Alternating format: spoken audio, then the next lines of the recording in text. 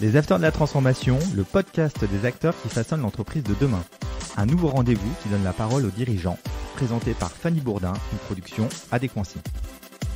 Bonjour à toutes et à tous, cette semaine dans les Acteurs de la Transformation, nous sommes en compagnie de Didier Reynac, le créateur de la Symbiocratie, mais vous êtes aussi conférencier et formateur en leadership. Bonjour Didier. Bonjour Fanny. Qu'est-ce que la Symbiocratie, Didier ?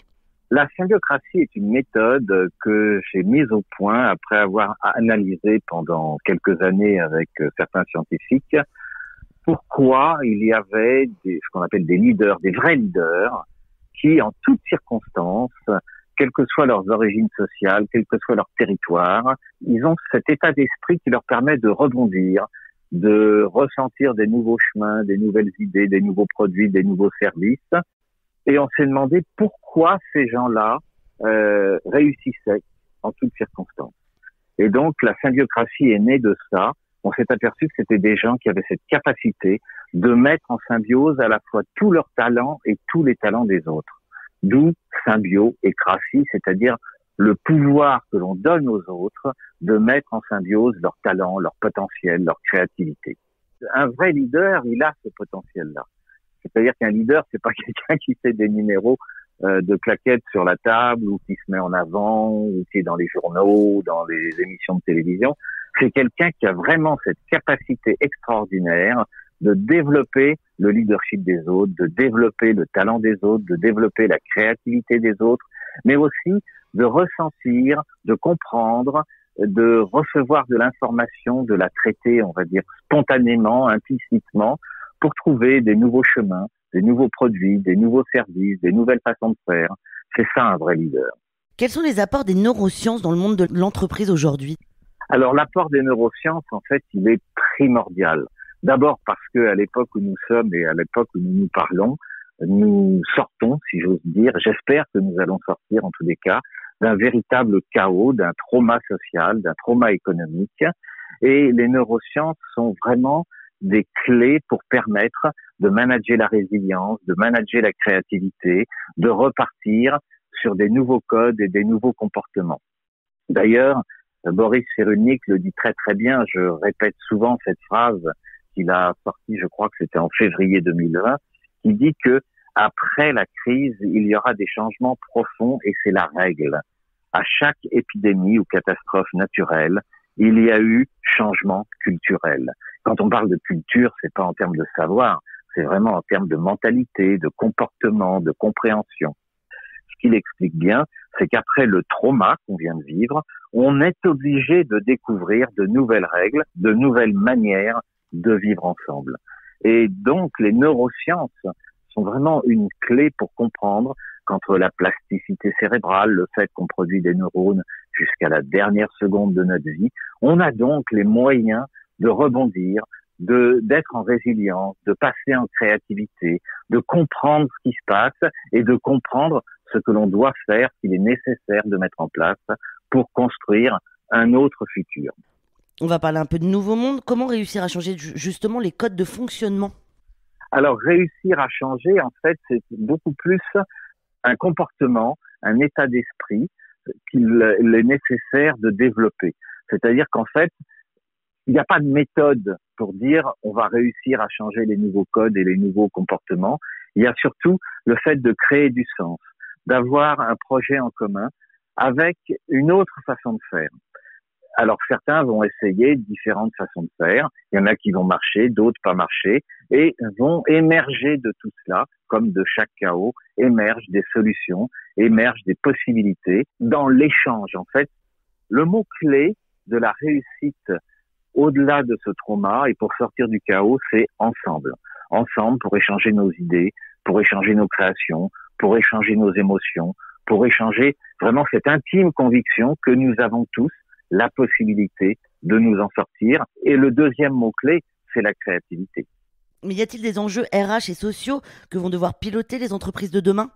Les RH, de mon point de vue, avec le marketing, sont au cœur du système.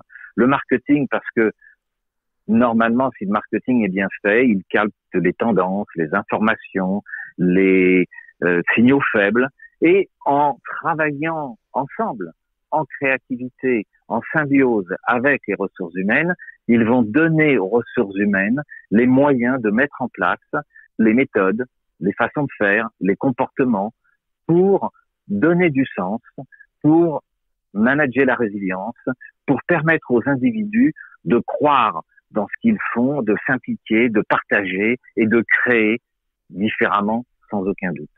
Est-ce que c'est pas compliqué pour certains managers justement d'opérer ces transformations ? Si, ça peut l'être effectivement, parce que souvent dans le management, on n'apprend pas les neurosciences, on apprend des méthodes, on apprend des techniques, il y a de plus en plus d'outils informatiques pour gérer, pour organiser, pour structurer, pour processer, si j'ose dire.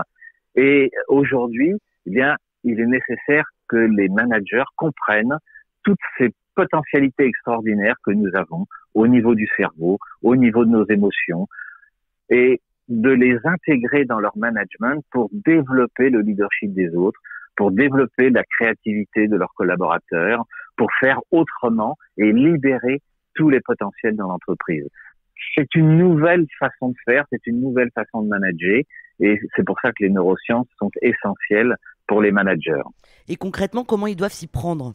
Alors évidemment, ça passe par une phase d'apprentissage, de compréhension des neurosciences, de compréhension de la psychologie humaine, de compréhension des potentialités des individus. Et là, j'insiste beaucoup parce que on raisonne au niveau du cerveau, ce qui signifie que tout le monde est inclus dans le système, qu'on soit handicapé dans un fauteuil roulant ou en pleine forme et un super sportif. On a des capacités souvent différentes et c'est ça la richesse. Donc pratiquement, pour un manager, mettre ça en place, c'est d'abord prendre un temps de pause pour accepter que l'on va faire autrement.